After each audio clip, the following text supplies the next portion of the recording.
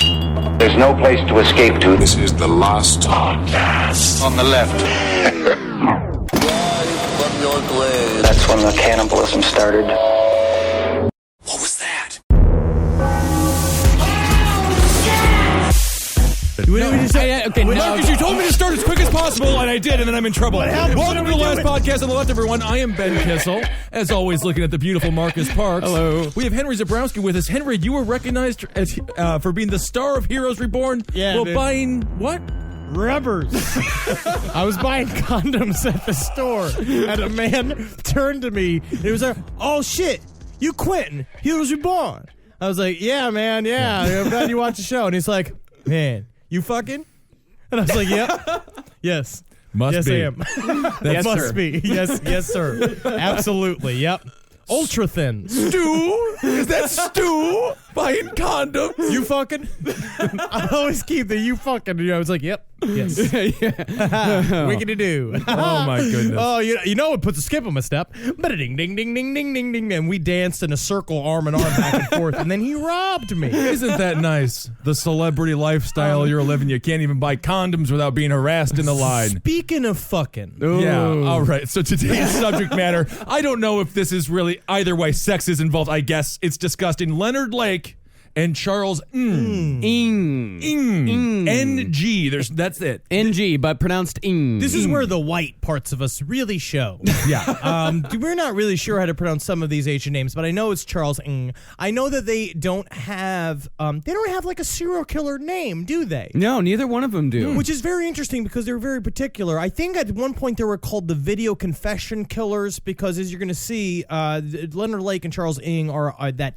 Well, they're not the necessary sort of serial killer you're really used to. These guys documented everything. And they did it the old-fashioned way on VHS tape, okay? They didn't have their iPhone. They could just upload it to iMovie to make a good smut film. But we figured for the Christmas season, what better to bring in the holiday that makes all of us, particularly me, feel the darkest emotions that I'll feel all year. I hate the holiday.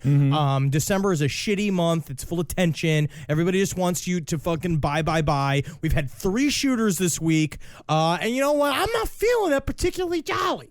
So I don't want any of you to feel that way either. All right, well, let's not mention the shooters anymore. It's an evergreen show. What are you talking about? The shooters are here to stay. Well, yeah, that's true. Actually, as a matter of fact, someone can listen to this 5 years from now and be like, there was 3 shooters this week. That's a good point, Henry. Let's start it off. These guys, Leonard Lake and Charles Ng, they were partners in crime in at least 11 and at the most 25 murders over the span of just over a year from 1982 to 1983 in the San Francisco area. Now, Lake and Ng killed men, women, children, even 2 entire families, but they were focused mainly on imprisoning, torturing, and killing young women in the pursuit of creating what Leonard Lake named his M-Lady. Yeah, the Operation Miranda, he liked to call it after his favorite book, The Collector by John Fowles. Oh, I believe it was called. I thought it was after my favorite Sex and the City character. She really butchered that name. That's the thing, is that some of those Mirandas were actually closer to a Charlotte. Yeah, that's true. But they became Mirandas. This is a horrible story. There's just like Marcus and I were both talking about it. Dog Meat and I both had to take several showers while researching this. This is highly despicable. They killed babies. Charles Ng drew cartoons depicting the things they did to babies, whether they were satire or not. I mean, they were satire. They were funny-looking cartoons. They were funny. They were funnily drawn. Satire is, sort of defined by it not actually happening in real life. He drew. There was one where literally he drew himself with a chef hat on it, and he had a chef hat on in it, and he was stereotypically Asian, and he was chopping a baby, and he was literally going ding dong, killed a baby, oh, cooked a baby. And again, we will not say that's stereotypically Asian. No. That is stereotypically serial killer. No, I mean he drew himself in a fashion.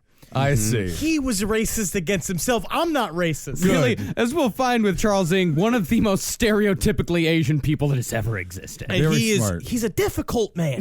Yeah. But these guys were real Bo Jacksons of the killer world. Jack of all trades. These huh? guys who I could really compare them to the most is the Toy Box Killer. This is the worst, most disturbing episode. As far as things that we have, journals, videos from these guys, this is the most disturbing thing that we're going to cover since the Toy Box Killer. And guess what? We're going to cover it a lot. And we're going to start right up top with Leonard Lake, a bit of a video blogger. Yes. Loved to record his own conversations. Love the sound of his own voice. Love the sound of his own voice. Sort of a Nixon meets the wedding tape killer.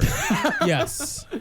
But this guy, he started everything off with what was eventually called the philosophy tape. And in this, he set out exactly how he was going to pull off Operation Miranda. Let's listen To this the fucking piece of shit.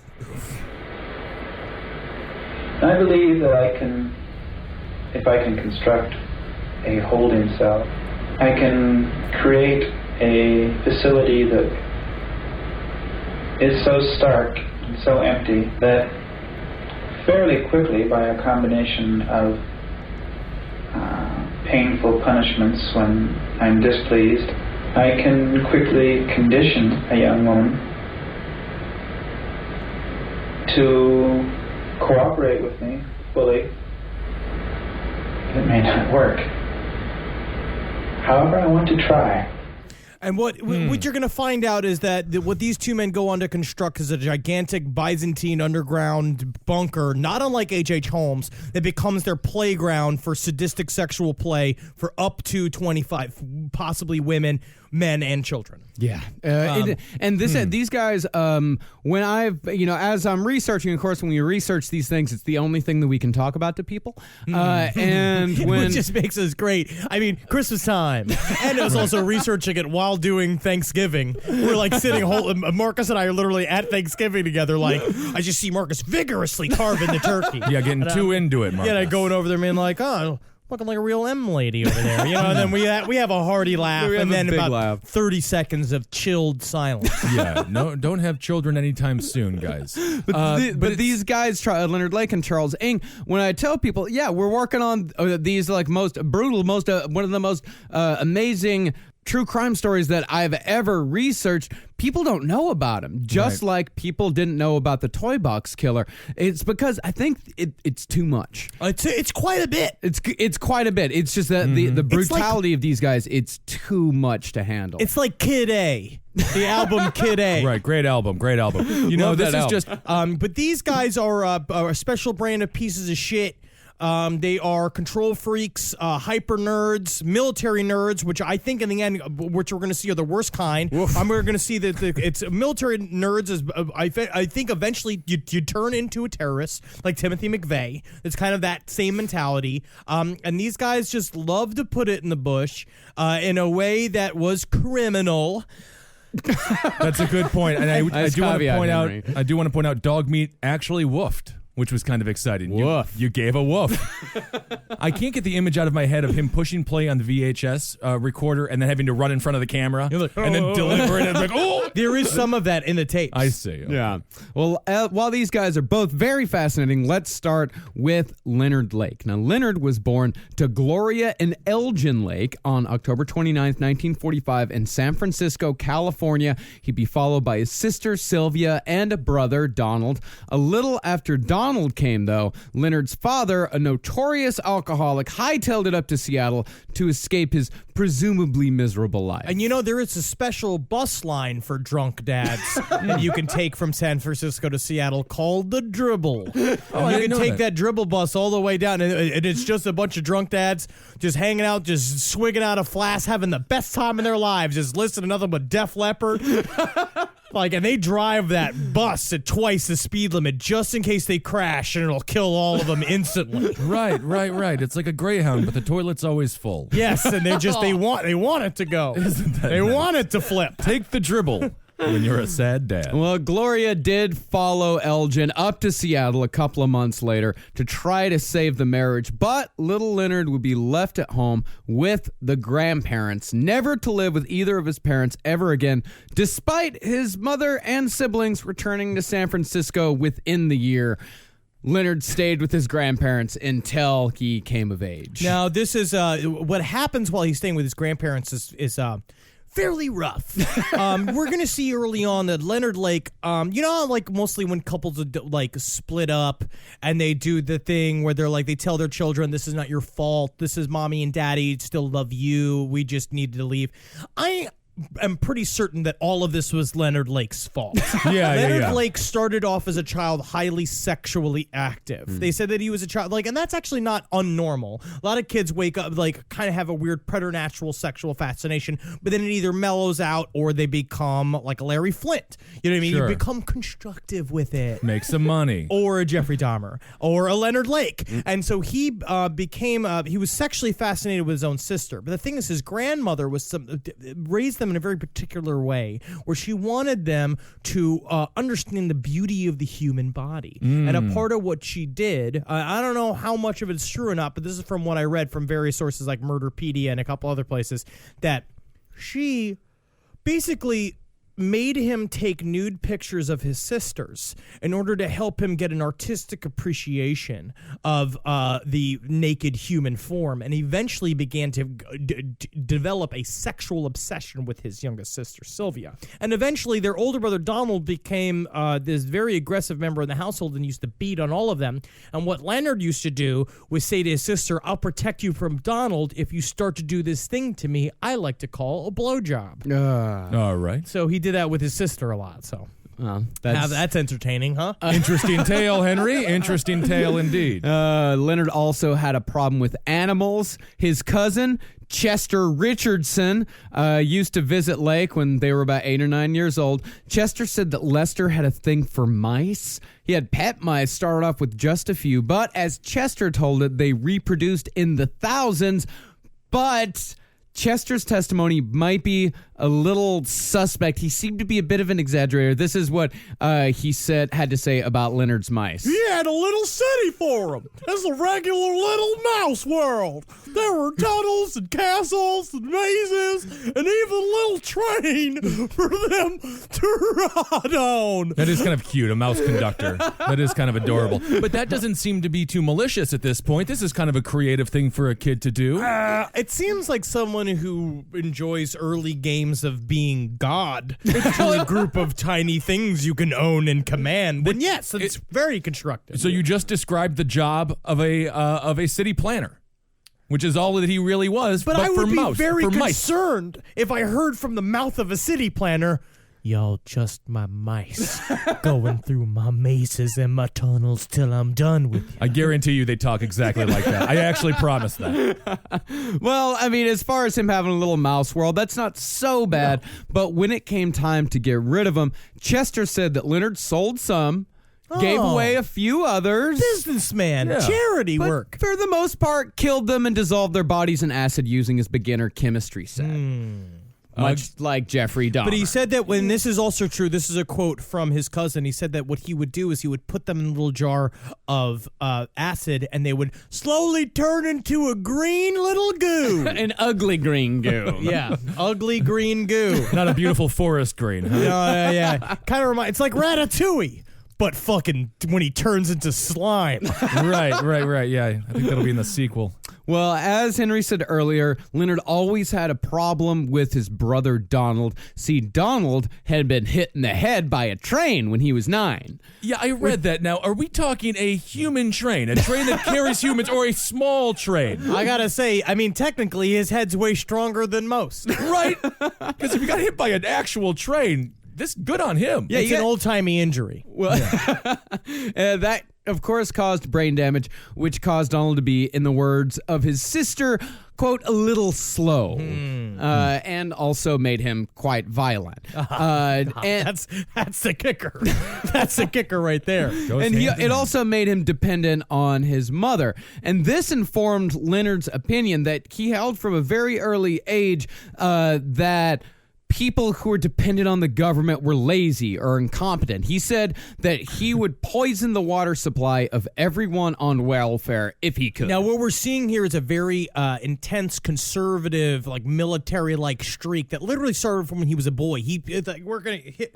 What you're gonna say right here is that he basically became he's a piece of shit early and an insufferable teenager. Oh yeah, one of the worst sort of. I hate it when kids are conservative. Nothing is worse than seeing like a child Republican, because that means like there's no place to go from there. Like you have to start warm-hearted, and slowly the world should make you cold and broken. That's the goal of course. Life. Yeah, definitely. But not when you're young. You shouldn't start like that. No, you shouldn't start railing against welfare queens when you're 10. No. I mean, the only thing you can do when you're 20 is to make a murder basement. That's the only place you can go. Yeah, that's eventually. If you start cold at 10 by, I think he was about 35 when the murder basement came. Yeah. So yeah, start high and then slowly go back down. But yeah, Leonard did grow up to be an insufferable teenager, not just because of the conservative views, but he was also one of those kids that said like, oh, I worship ancient Norse gods. And then he said like, well, actually, I'm a Buddhist. And then finally he settled on atheism, saying that he didn't place any faith in, quote, holy Joes. Yeah. But that's sort of normal. I went through a little, I went through the Wicca phase, and then I went through my wearing the Texas Chainsaw Massacre shirt for 2 years phase, and then, I'm back at both of them. Yeah. So it's weird, but now I choose it, and in a fun way. Yeah, but it is, what you really get with Leonard Lake is that when I read about Leonard Lake, I really can't help but think about the internet. Because his entire persona is kind of that, what has now become the cliche neckbeard persona. Yes, he's a neckbeard. Yeah, that's exactly the way to put it. He gives us 1 star on iTunes. This is this guy. It's this guy's, and like people like my mom who are like, it's the part of humor that I don't like 1 star. That's right. Do you think the internet would have saved him? I have actually been thinking about that quite a bit. Is if he would have had something on the internet's other guys to say like, yeah, of course, women are all bitches. They're there for you. They're there to be your slave. Maybe he wouldn't have done this. Yeah. But. Like a real men's rights guy. Well, my question is with him is that to be honest, when I think of Leonard Lake, I think of the Cannibal Cop guy. What I think is that what he would have used the internet for, what we're going to get into with Leonard Lake, is this is a man that was all about sexual fantasy for forever, deep, dark sexual obsession with every time. And the one thing that the internet can do is I think porn is really good in a lot of ways. Yeah. I think it's good to masturbate. I think it's one of the things you got to do. It helps a lot of people. I think it saves a lot of people from rape. I think it quells a lot of rape fantasies if you could jerk it out and get it out of your system. This is the type of guy that I think that sort of sexual obsession and the way you can go down a deep, dark sex hole on the internet would have made him even worse. That's a great documentary. I think it's called Thought Crimes on Valet, Officer Valet, all about the Cannibal Cop. It's really good. The other side of the internet argument is that it normalizes such fantasies as well. So he could also get sort of caught up 5-10 years later. He has it so ingrained in his mind that this is just common thought that he goes and acts it out without knowing the ramifications of his actions. It could be, but it also could be that, he has this fantasy about a Miranda woman, this sort of like trapped slave, and then he goes on kink.com and sees that exact same thing, jerks it out, and he's fine. Subscribes to a webcam service doing that kind of thing and get a private message, do all that shit. Goes to the UK and pays $500 and has the experience actually acted out for him, which is something that they do at the kink.com facilities. There's a great documentary on it. I forget the name. It's just called Kink. It's great. Okay. All the while he's the manager at Best Buy. Boom, boom. Yes, exactly. Lake, as a teenager, speaking of fantasy, he was also obsessed, and this was a lifelong obsession, with a novel called The Collector. Now, the story of The Collector goes that a lonely butterfly collector becomes fixated on a young woman named Miranda. He kidnaps her and forces her to stay in a prison of his own making. Here's an excerpt from The Collector. It was like not having a net and catching a specimen you wanted in your first and second fingers. I was always very clever at that. Coming up slowly behind and you had it, but you had to nip the thorax and it would be quivering there. It wasn't easy like it was with the killing bottle, and it was twice as difficult with her because I didn't want to kill her. That was the last thing I wanted. But this is a very common, almost a fairy tale type trope. Rapunzel, stuck away in the castle, or even Shrek is about something similar. Well, that's about rescue. That's about rescuing. No, I think the detectives are Shrek. Leonard Lake is whatever the name of the terrible prince is. Yeah, exactly. Leonard Lake is the guy that keeps them, that keeps him in captivity. But it's also, there's the opposite too. This is where Leonard Lake is a lot like BTK, where he romanticizes the whole thing and his position in it. It's a part of that is viewing yourself as a sympathetic evil king, where you're like, you want to keep somebody and use them exactly how you want them to. And to him, when you'll see later on, when we go through the rules, once Operation Miranda is in full force, he begins to believe but eventually they'll love being my captive. Yeah, exactly. And sort of a Stockholm syndrome thing. Yeah, and Leonard Lake is one of the reasons why I consider Leonard Lake so fascinating is because you can, since we have so many documents written by him, since we have so much video evidence of him actually talking about these crimes very candidly, we can really see the evolution of this guy. Yes. We can see how these things actually, how he went from fantasy to reality. Yeah, and why he went from fantasy to reality, what that actually came. And what I kind of think is that we'll definitely get into this more probably in part 2 or part 3, is that it's kind of a midlife crisis. Yes, because that's what you're going to see later on. We'll go into this, but once he hits 35, he's like, I'm dumpy, I'm bald. He says all this stuff. He's like, my body's bad. There's a type of woman I want to have sex with that will not look at me, and so I need to find a way to make sure I can get that from them because I deserve it because I've come this far. Blah blah blah. Yeah. He's a piece of shit. Yeah, right. Yeah, he's like the extreme version of the internet nice guy. It's like, I'm a nice guy. Why do they always go with the assholes? Leonard Lake is the absolute extreme version of that. Right. I mean, if he didn't invest so much damn money in this murder basement, he could have bought a Corvette and trolled the town. I'm sure some young gal would have loved it. You just do that shit. That's what you do. That shit. You don't need to keep a prisoner. I'll say anyway right now, if you have prisoners, let him go. Let him go. Let him go. Get him out of there. Come on, you don't want it. It's too much of a hassle. Yes. You know it is, okay? But it comes down to it. You know how hard it is to keep the prisoners. So just let him go. But you know what you should do is go ahead, buy a Corvette. Get a Corvette or whatever the coolest car is nowadays. So Leonard Lake, of course, it does take until his mid-30s to actually enact the Operation Miranda. But the man that he enacts it with is a man 15 years his junior, one Mr. Charles Ng. And his middle name's Cheetah. Yeah, which is so cool. His name is actually Charles Cheetah Ng. Which is very funny because he's very chubby. And he doesn't seem like he'd move all that fast. Well, he became chubby later as he got into prison, because they all get chubby in prison. But he was kind of spry when he was a younger fella. When he was a rapist, you mean? Yep. Absolutely. So Charles Cheetah Ng. Charles Cheetah Ng. Leonard Lake's partner in crime. He was born on Christmas Eve, 1960, in Hong Kong, to Kenneth and Oi Ping Ng. He was the youngest of 3, and although middle class, the family of 5 lived in a 2-bedroom apartment with 2 grandmothers and 2 aunts. Which is, they had a very big family support system in China. That's kind of how that's how they live. It's cultural. But his father was like a driving, demanding man. Again, kind of cultural. He's a real tiger dad, which means that he beat the fuck out of him like a bunch. Yeah. But he really just wanted, if you listen to the stories afterwards, like of the experts of his father, because the truth is that he had a lot of hope for Charlie, and he put a lot of work into Charlie and was like, I'm going to do the best for you and pay for all these private schools. But then when it didn't work out, he started flipping out, started beating him. But later on, his father was like, hey, maybe I should not be beating so much. Yeah. Maybe not. Well, this whole thing could have been avoided if the Chinese would have put in their one-child policy way earlier. This is Hong Kong. So it's a British territory. Different. Very good. So Ng is different from Lake in that as a child, he actually loved animals and went to great lengths to care for them. Case in point was his pet chicken. Now, Charles had raised his pet chicken. It's very dangerous to raise a chicken in Hong Kong and consider it a pet.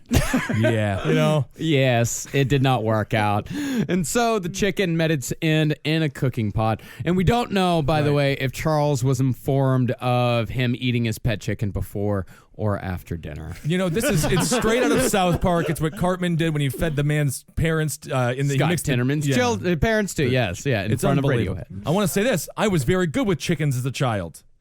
The Swenson farm had a missing chicken. And what detective did they call? Some stupid one. And then I went in there and I got the chicken out. What are you talking about? Swenson's lost a chicken.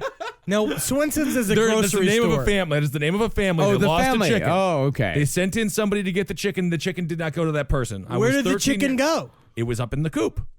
And I went in. But is that and I where went the in and chicken's said, supposed "Chick, to chick, be?" chick, chick, chick." Yes. No, but they wanted it to probably kill it. So you...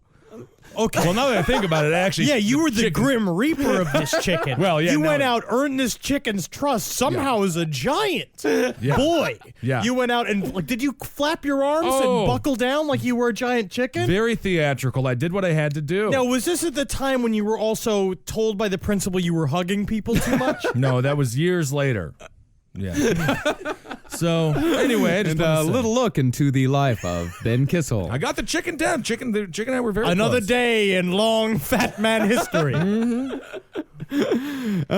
Concerning other pets, Oi Ping said, Well, there's a problem since he kept getting these delicious pets. Yeah. So he got a turtle. And so the mother said when he's walking around with his turtle on a leash, and then later, he had a turtle, and he would not let us rock it up, so the turtle was all over the place in the house.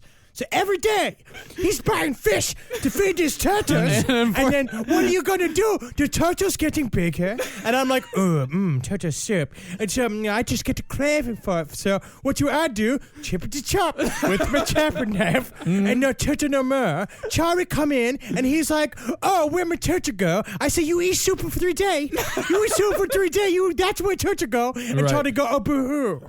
Yeah, he was very sad. I didn't know that turtles ate fish. yeah, Who knew, Of huh? course, yeah. And then, of course, there was the dog, to which Oi Ping said, They're very smeary. It's very smeary. So we wanted to bring it to the pond with the turtle to far away to Chari, and I'd have the Chari reach the turtle out to the pond. And then there was a dog. I'm afraid of dog. So he will reach it where there are some other dog, so the dog can have some companion. And the whole time I'm like, Chari, why you boo-hoo? And Chari boo-hoo say he gonna rock up woman and make her do the rape for many months. And I'm like, Charlie boo-hoo. Seems to me like Charlie's mother is the future serial killer. She's just killing all the poor boys' pets. and each pet that was lost just devastated little Charlie. Just devastated. The thing is that him. he was such a little bitch. You're going to see this later on, too, when the trial goes south and he's sentenced to death. Yeah. You see this pout come on his face where he's just like, fucking court, always wrong. Where he's like, literally, like, that's what he, literally, I'm not being racist. No. I'm barely It's- being racist. Yeah. No, that is actually exactly what he sounded like. Yeah, and so this little kid, like, these were temper tantrums. Yeah. When she took these pets away, it's because you're living in a goddamn house with your 2 aunts and your grandparents instead. And the last thing you want is a turtle and a dog shitting all over the place. I understand why she turned them into soup. No, I'm on Charlie's side on this one. I'm not. Have you ever heard of a parent killing your favorite animal and then feeding it to you three times? This is China. This is China. There's very little food going around. He's bringing food in the house that he's giving names. I don't You're just know. bringing food in the house. I don't even know which side you guys are on anymore. I am so pro not feeding your child their pet. Okay. Thank you for clarifying. I mean, I'm just saying there's a difference between a pet and an amateur farm. You know what I mean? That's what he's turning the house I into. don't know. Of course, these temper tantrums turned into behavioral problems. Charles started getting into trouble again and again, particularly liked hurling Molotov cocktails off of roofs, loved bullying little British children, Hong Kong being a British territory. But what he was into most of all was theft. He would steal anything, and his thieving ways would land him in jail again and again throughout the years, and eventually this would result in both his and Leonard Lake's downfall way down the line. And he was real sneaky. Yeah. Yeah. You know? He was super sneaky. Not He that always sneaky. was- He but- seemed to get caught all the time. No, he was a bad thief. Right. You know, it's very interesting with people that are like, they become career thieves. So the reason why they become known as career thieves is because they keep getting caught. Right. Yeah, career Which- thieves never get caught. The best ones you never hear about. Yeah. Which is interesting. How many career thieves are out there? If you're a career thief, listen, all right, I'm going to do total impunity. All right, we won't ask your name. Yeah. Use a burner email. Please email us if you steal for a living. I want to hear how you do it. Henry, just do me a favor. Check your pockets. Is your wallet still there? Benjamin! Yes. Another day in long fat man history. So Ing, as a kid, bounced from private school to private school because of, the thievery and the arson and the like.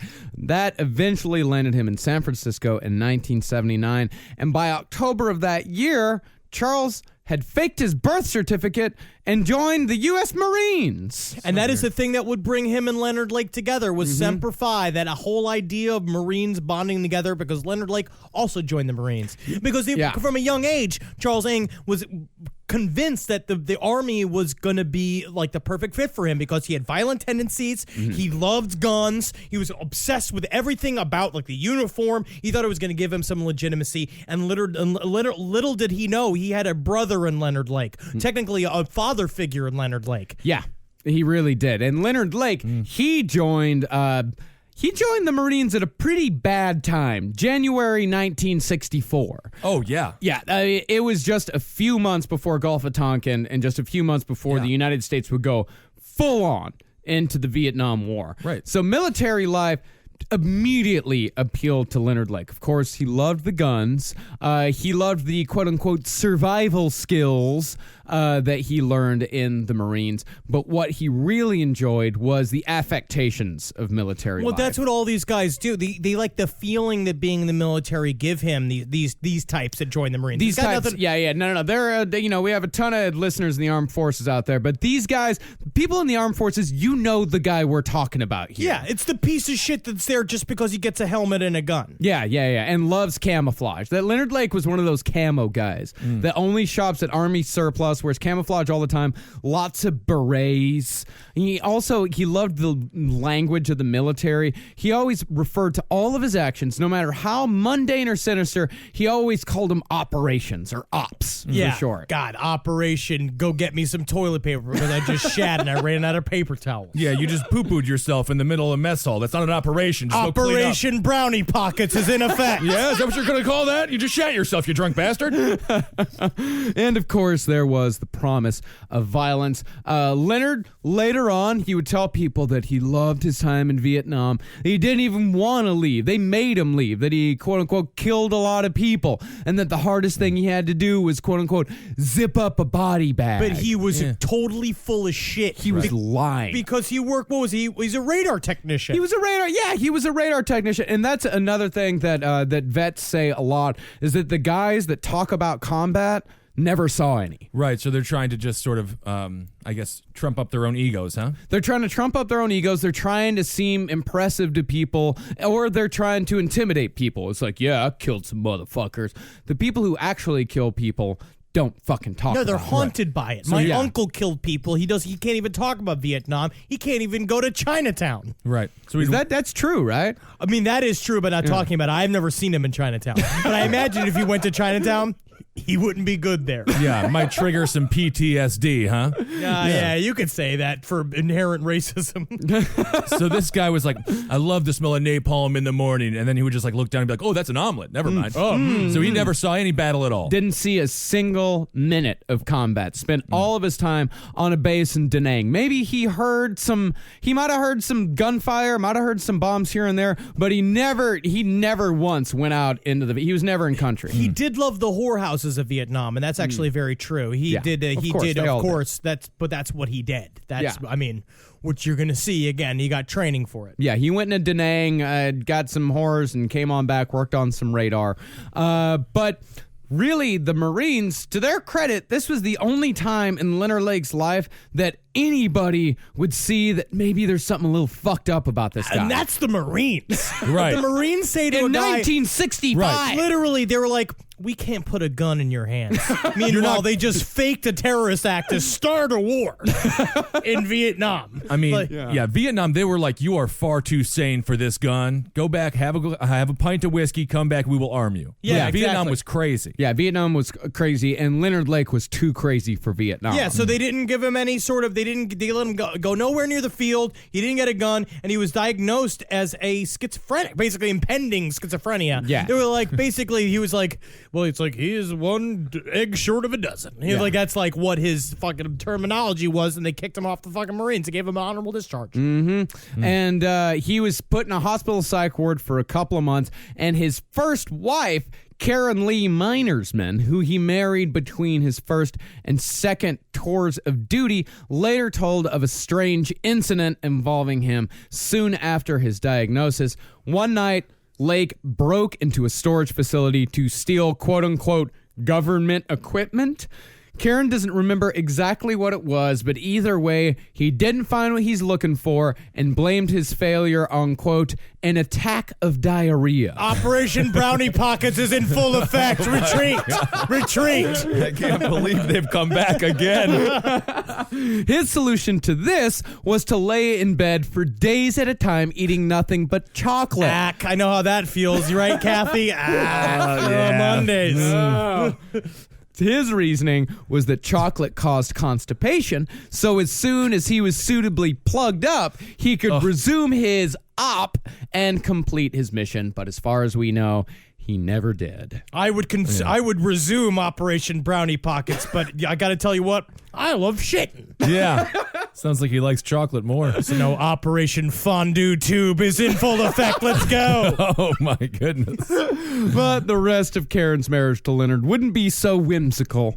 That was the good part of it? That was the one 4 days in bed slamming chocolate so he would stop shitting himself? So we could steal things from the government. Oh, we had some good times, honey. But man, mostly it's been pretty rough. Yeah. So she described their first few months of marriage as quote unquote sorta average. And their time. That's how I always like to describe all my romances. Yeah. Especially the honeymoon phase, sorta average. And she described their time after he was officially discharged as quote unquote fairly normal, but things went downhill fairly quickly after that. As we know from Leonard's philosophy tape that we heard from at the very beginning of the show, and what we know about psychopaths in general, Lake's relationships always started off with him playing the sweetheart. Because he wants to appear to you as a person that you want him to be. Yeah. Like he wants to be the perfect man because a part of it is the sadistic pleasure he gets out of making the switch. Or does not understand why you won't jump with him to the switch. Because he was a very, as we're going to see, kinky man. And not in a way that was remotely normal. It's because it was just, as soon as you gave him in, she would take a mile. His sexual predilections were unquenchable. Did he have that much forethought, though? Or was he just, in order to get people's attention or to get someone to love you, you have to do what you have to do. Did he want to be a good person? No. He Absolutely knew that he was not. like, every time that he would do something kind, he was just like, just wait, this is all bullshit. Well, it's because he just felt he was above everybody. So Right. he Yeah. feels like he has to condescend and talk down to the people that are below him in order to mesmerize them. And then it's like, what you're going to see, what he says before about the term off-the-shelf lover, which is like how slaves were off-the-shelf employees, where it's like, that's like what that's what he wanted. So in the end, he would take these women and mold them into a way that he wanted. And he thought that they would go along with him because he was so superior and he had this spell over them. And like most of the time, they're like, no. Yeah, and when it didn't work, it always came back to like fucking bitches, man. It's like when women wouldn't acquiesce to his will, it was never his fault. It was never what he was doing. It was always, everything was always done to him. Yes. Right. And then, but he did have some hold with his first wife. He pressured her into becoming a prostitute for him. Where that was his idea, was to push it, being like, he started taking nude pictures of her and started going out and basically selling her body a little bit for her to make some cash. And that's how he did it. And he got sexual pleasure out of her being shared by many men. And people always talked about Leonard Lake as being an extremely charming man, or at least the women who fell into his trap he was either described as extremely charming or an absolute piece of shit. Like a lot of people did kind of see him. It's like, there's something really wrong with this guy. But this is where we'll see the stripe of H.H. Holmes. Yeah. where he believed he was larger than life. Yeah, and Leonard Lake's biggest kink by far, the thing that got him off the absolute most, something that started in childhood, taking nude photographs. Over the years, Leonard Lake would accumulate dozens upon dozens of albums of nude pictures he'd take of both women and young girls. And it wasn't just pictures that he was married to or dating either. He convinced countless women to pose for him over the years. And how he loved to show those pictures to anyone who would look.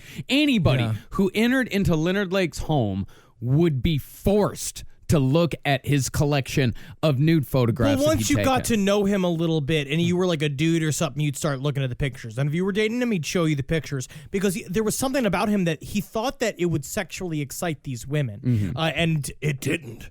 No, believe it or not, they don't like to feel extremely jealous. No, exactly not. And he, showed him to his wife, Karen, all the time that he was taking pictures of other women while he was married to Karen, and his douchiness in that marriage extended far beyond the sexual realm. He claimed to hate telephones and only got her a telephone after concocting a completely fake identity to give to the phone company. What a douchebag. It's just this thing where it's the guys that were like, I don't shop online because the government's going to take my credit card. And you're like, man, they got all our shit already. Shut up. Just fucking get over it. He pestered her constantly about taking part in three-ways, which she only did once and did not enjoy. She supported him completely by dancing at a local strip club while he gardened all day long, and he just would not shut the fuck up about the collector. I don't know. I mean, up to this point, to be honest, though, taking nude pictures, everyone on their cell phones right now have tons of nude pictures, and then the killing of the mice, that's not that extreme. I mean, I want to see when he really jumps the shark, because at this point, he's not quite as bad as, someone like a Ramirez already at this point, or, I mean, there's a lot of crazier people who we've covered up to this point, I think. Well, he makes up for it later. What guy, I mean, I don't particularly have a three-way fantasy, but many guys have a three-way fantasy. It's the way it's as far as some people okay, let's say when I was a kid, I used to kill frogs, but that's not quite as bad as killing dozens of mice and dissolving their bodies while giggling.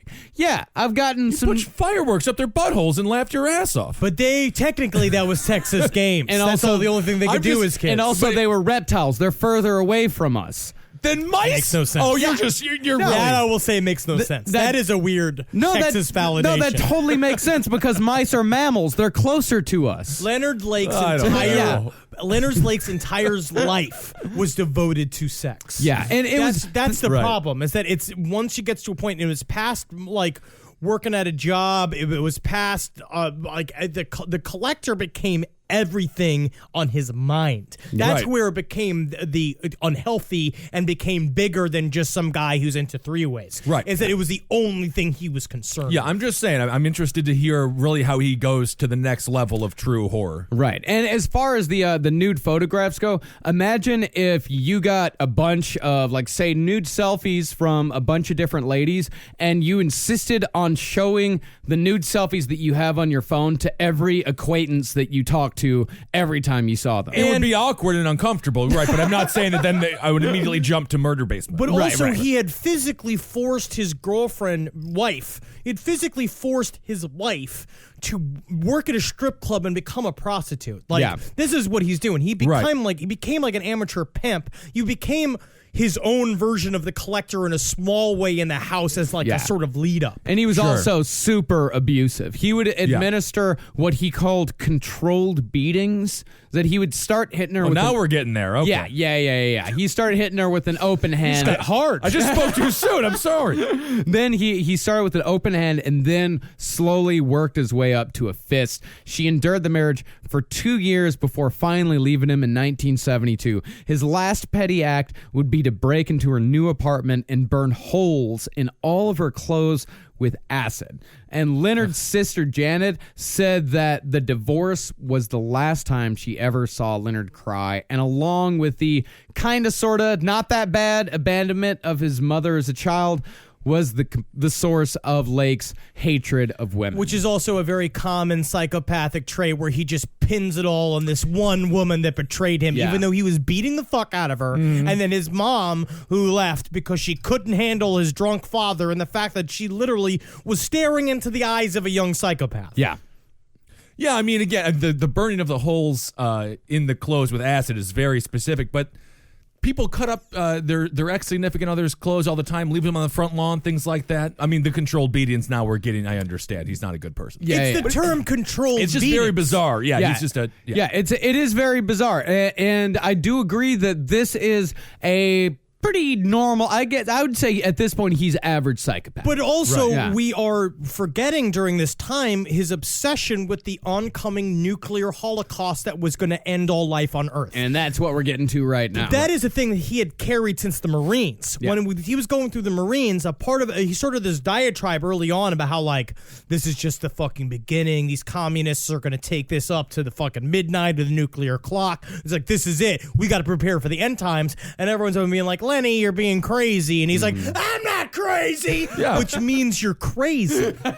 Right. Yeah, he became obsessed with using and learning quote unquote survival skills, which he was one of those assholes that used to bury food in the woods and thought that was going to save him. And so while legitimately he would bring people over the house, talk about his food deposits and the end of the world while flipping through nude pictures of the many prostitutes he paid to take nude pictures of. Rough neighbor.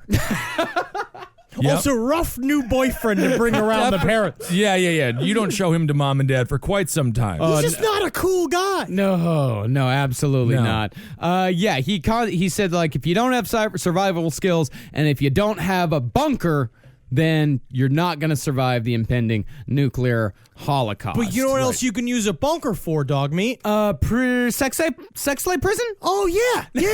You could definitely take a bunker and turn into a prison for a sex slave, which is also exactly what he wanted. He felt that women should only be used for cleaning sex, and when you're done with them, you can put them away. You know, it's funny. My parents used to always tell me that it doesn't matter what grades you got in school because you never know when Jesus is coming back. Oh, and then they found out Jesus wasn't coming back. They moved to Florida. That's what they did instead. But you get the feeling after the nuclear Holocaust never occurred, which everyone was saying was going to occur. I mean, this was still lockdown drills in middle schools. They would hide under their desks because that would somehow not get you murdered. But I think once that didn't happen, maybe that was the reason he's like, step 2 in life. No, he always thought, up to the very end, he was waiting for the end to come. And what he would do to also prepare for that is that he would, as Marcus put here, he's very fatalistic. Yeah. He kept with him cyanide caplets that he would use on dogs in order to work the dosage out. He would sew cyanide caplets into his clothes just in case whenever the shit went down, he could fucking off himself. Yeah. And also, he would not shut up about to anybody that he met. Right. Yeah, he would always say, I carry death in my pocket. And he also talked about how he had hollowed out one of his teeth and kept a little bit of cyanide in one of his teeth. So in case he had his clothes taken away from him, he could quickly just open up his tooth with his tongue and swallow the cyanide and die instantly. Like an asshole. Yeah, like he's working some sort of CIA mission. What a pain in the ass. This is just a... Oh, God, I could just see this guy at an office. Like the guy who fills the copiers and shit. And just like always come by your desk and hounding you. And then every single time, like, any girl comes to talk to you and leaves, he's just like, that Wendy's a real piece of ass. You know what I mean? Like, you're like, shut up, fucking Lenny. Get away from me. Now, while it would be years before Lake would find a suitable spot to carry out Operation Miranda, he would try for the first time on a 5,000-acre homestead called The Ranch, split into 200 separate plots of land. A small community had sprung up composed of former San Franciscans looking to escape the failure of the Haight-Ashbury hippie life. Which is the very end of the hangover from the end of the hippie movement. Yeah. These were people that were trying to truly live off the grid. And again, we're going to see how these sort of altruistic communities are immediately taken advantage of by a psychopath. Yeah, they're trying to live off the grid in the most innocent way possible. They're trying to live without power lines, without telephones. Nothing innocent about it. There really isn't. This is how Warren Jeffs controlled everybody in Utah. This is how cults start. This is how molestation goes unchecked. These people were all a bunch of deviants. But the problem is that that's where it goes always. But at the very beginning, at least, the first 15 minutes of the idea give you 15. It Yeah. starts at it being like, we can grow corn and use the corn both as food and as pretty bits of corn that you can hang up on strings for corn decorations. Yeah, the first generation is always people with names like, and these people all did live at the ranch. People with names like Zephyr, Beaver, Otter, and Morning Glory. And Morning Glory can make some of the best tree branch sandals you've ever seen. Yes, they are highly uncomfortable, and yes, they only last for 3 wears, but they are definitely, at one point, tree branch sandals. Oh, isn't that nice? And actually, Otter and Morning Glory, they were said to be the high priest and priestess in the ranch's quote-unquote black magic cult and owned quite the large snake. But you know, it's just 2 people in black robes just waving at people driving by, being like, welcome to the neighborhood. You guys want a goblet of blood? It's not blood, it's grape juice. We're just having fun over here. Come over and join the cult, all right, guys? Enjoy yourself. We got all the corn you could possibly stomach. Yeah, that's the thing. You go out, you plant corn, and then you're like, what do you have to do? You just have to wait for it to grow. You got to fill the time with something. Yeah, fucking balling. Balling out in a dust cloud. Playing with a large snake. But there was one unsuspecting, far too trusting hippie with way too much faith in the goodness of people that Leonard Lake scammed. Her name was Venus. Now, if you name your kid Venus. Well, no, Venus was the name she gave to herself. If you give yourself the name Venus. Much, much worse. You're basically, I'm not saying you're asking for it, but you're definitely going to be taken advantage of. You're definitely going to be taken advantage of. So yeah. I have a new nickname idea. Just think, but I can't give it to myself. You have to give it to me. Men are from Mars. Women are from... Just go to grad school. Cheryl, I'm calling you Cheryl. But women Cheryl are... I am a Joseph. woman. Where am I from? Venus. That's my name. He called me Venus. Go to grad school, Cheryl. Okay. I know I'm your father and you don't respect me, and I'm trying not to control you. I would have heard you, but you didn't call me. You didn't by my name. I don't know who Cheryl is. So. I'm just desperate for you to not be murdered in a sex dungeon. Well, Venus wouldn't be murdered in a sex dungeon. Oh, that's good. I mean, but Leonard Lake, she would get into a relationship with him, which was no picnic either. For months, he would just constantly pressure her to take nude photographs, would go on and on about his survival skills, started just casually talking about killing his younger brother. But even creepier were his frequent mentions of Operation Miranda and the bunker he needed to build to pull it all off. And Venus, for some reason, thought that Leonard was building a shelter for people to escape the cities. Like, that's what she thought Operation Miranda was. Well, it's because the way he talked about it, the vague way, he'd be like, it's a place to escape to. It's a place where only pleasure is known. He's just like, it's going to be the new Valhalla. That sounds amazing. But he's just like, there's going to be ropes there and a lot of pussy damage. And he's just like, well, I'll just hear the first bit.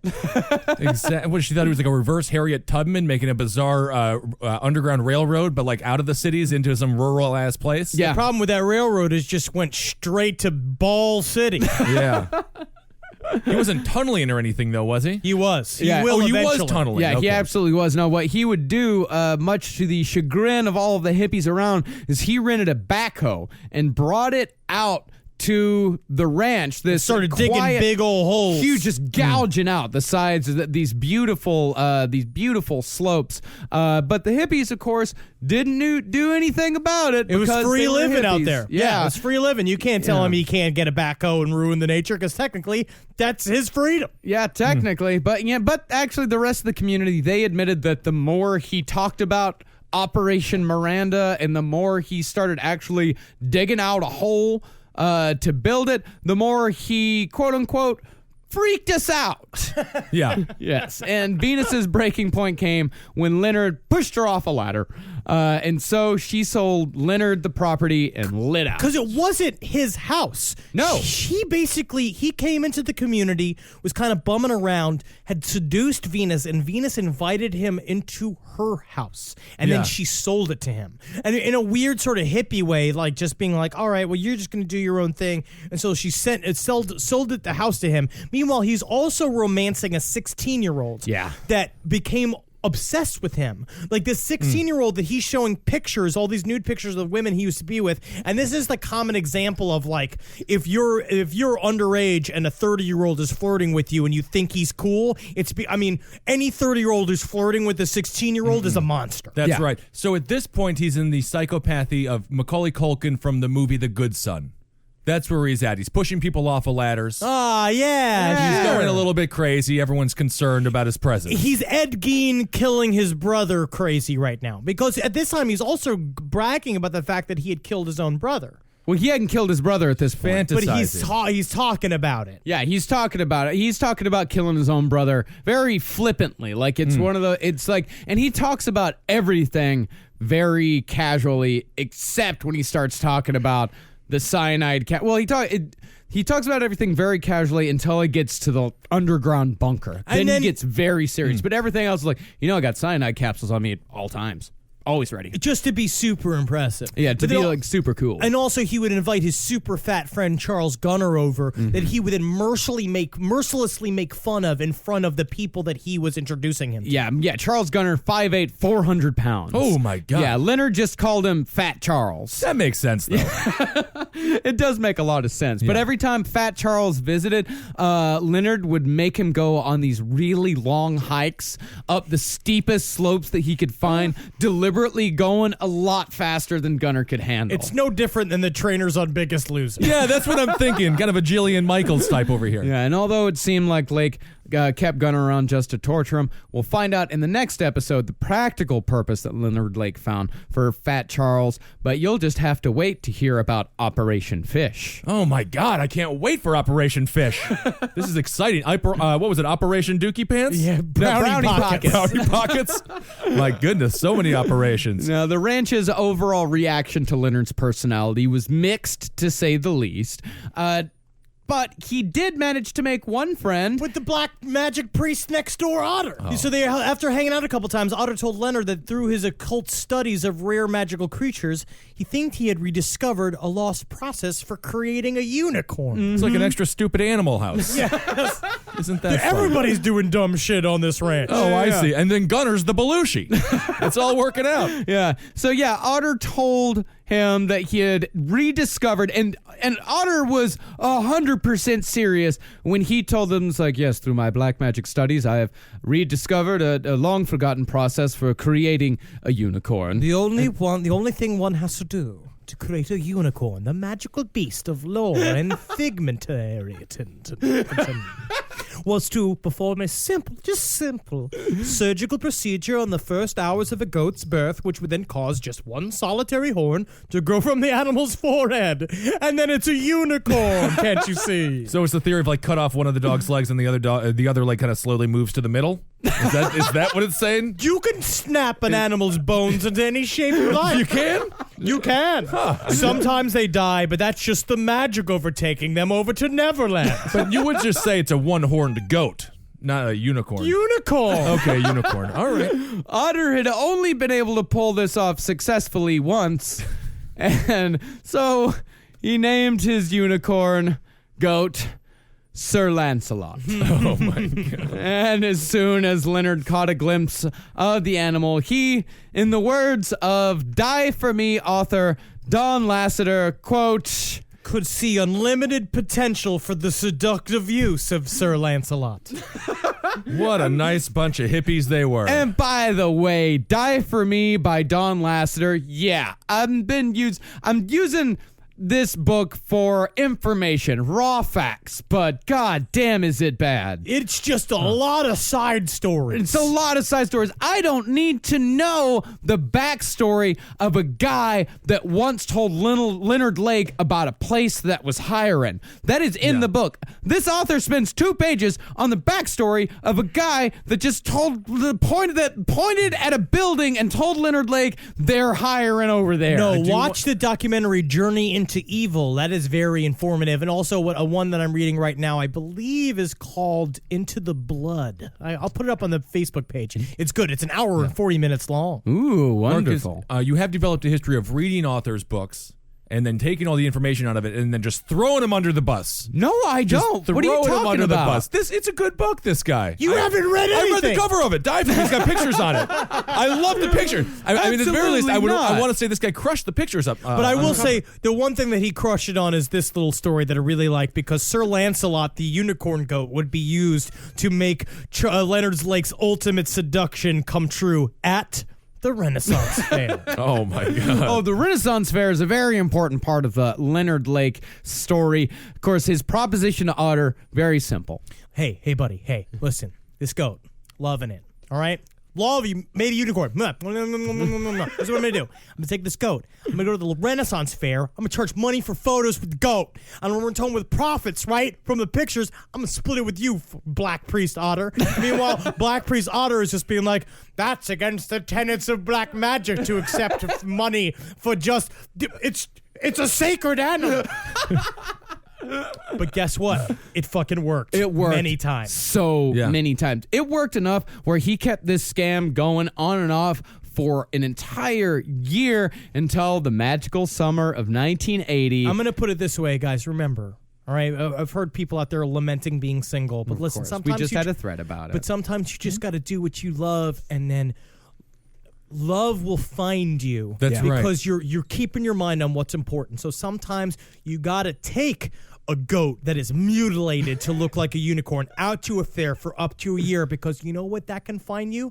The perfect mate. Yes. Because someone who is in love with you and you're because someone who's in love with a unicorn that is obviously a goat that has been tortured to look like a unicorn is going to love you and all of your dog shit about underground bunkers and cyanide pills, and it's going to be in the form of a woman named Clara Lynn Cricket Blast. That's right. It's sort of the personification of, if you don't love me at my worst, you won't love me at my best. So she loved this goat. Yeah. And not only she loved the goat and unicorn, but like the cut of Leonard Lake's jib immediately. They started like there's an exchange where she's just like, nice goat. He's like, it's a unicorn. She's like, well, something here's got a long horn. And he's just like, wink, wink, and boom, they were in love. Yeah, wow. They just immediately, this like weird sensual banter back and forth. She immediately moved in with them. And soon after, Cricket, who she'll be known from here on out as, soon after she came into his life, so too did Charles Ng, which we'll get into in disgusting detail on part 2. All right, so you would say this is the most lighthearted of the episodes that we'll be discussing here. Because the rest of it's pretty bleak. All right. Very bleak. It gets extremely bleak. We're going to get into some of the journals. But don't worry, we'll make it fun. We'll make it fun for you. Don't even think about it. Don't think about it. Henry? You thinking about it. You see how you're thinking about it? Yeah. Don't think about it. Don't think about it. All right, that's episode 1. Yeah. Mr. Lake and Charlie. I can't wait to get in and learn a lot more about Mr. Charlie here. Yeah, because it can maybe help you find a girlfriend, Yeah. I don't need a lot of help with that, I'll tell you. All right. Oh my God, I'm getting proposed to. Gossip. Wow. But no, I'm still celibate. That is by my choice, though. And that's not one of those cheesy comedian jokes. All right. So cryptic. What's that? Cryptic. All right. We have some shout outs here. Ooh. Yes, we absolutely have some shout outs. I want to get a shout out to Gary Schmidt. Happy 40th birthday, buddy. Ooh, yeah, I got the same shout out, buddy. Hail Satan, it's your birthday. Don't make a bunker where you keep women as slaves. No, he seems to be very happily married. That's great. I'm just saying both of you. Because sometimes husbands and wives do it together. You don't do it. Also, I want to say happy birthday to Carly from your boyfriend Simon Miller. I hope you guys are still together. Are we just doing like a Good Morning America thing now? We're like, and happy 100th birthday to Gloria in South Dakota. Sometimes it's nice. Yeah, sometimes it's nice to be nice to the people, Ben. No, I mean, I'm very happy. I'm happy birthday. That's great. Ben Sarah. No, I think it's wonderful. You had a birthday. Yeah, and if you guys want a Last Podcast on the Left t-shirt for Christmas time, go to Cave Comedy Radio or go to cavecomedyradio.com/merch. The last day we're going to be sending out t-shirts for Christmas. The very last day is December 23rd. 1st, so get in your orders before December 20th if you want to get a t-shirt for your special somebody, and even then it might not be guaranteed, so be sure to order your t-shirt as soon as humanly possible. Do it now! Yeah, because we're going to be getting a lot of orders in the next couple of months. You want to be sure to get your t-shirt for your sweetheart. Wonderful. All right, find Marcus Parks on Twitter at Marcus Parks. You can find Henry on Twitter at Henry Loves You. I'm at Ben Kissel. And let's see, thanks for supporting all the shows here on CCR. Top Hat Roundtable, Page 7, Sex and Other Human Activities, and all the other programs. Hail Satan. Just enjoy yourself. Yeah. Find joy in this holiday, even if it's going around wrecking people's fucking Christmas decorations on the street. If you find joy in ruining Christmas. Don't do that. Don't do that. And if you would like a more positive view on Christmas, please listen to this week's episode of Sex and Other Human Activities. Chaos Raid. Very nice. And when you see a goat, it's just a 2-horned unicorn. Oh, hail yourselves. Hail me. Hail me. For more shows like the one you just listened to, go to cavecomedyradio.com.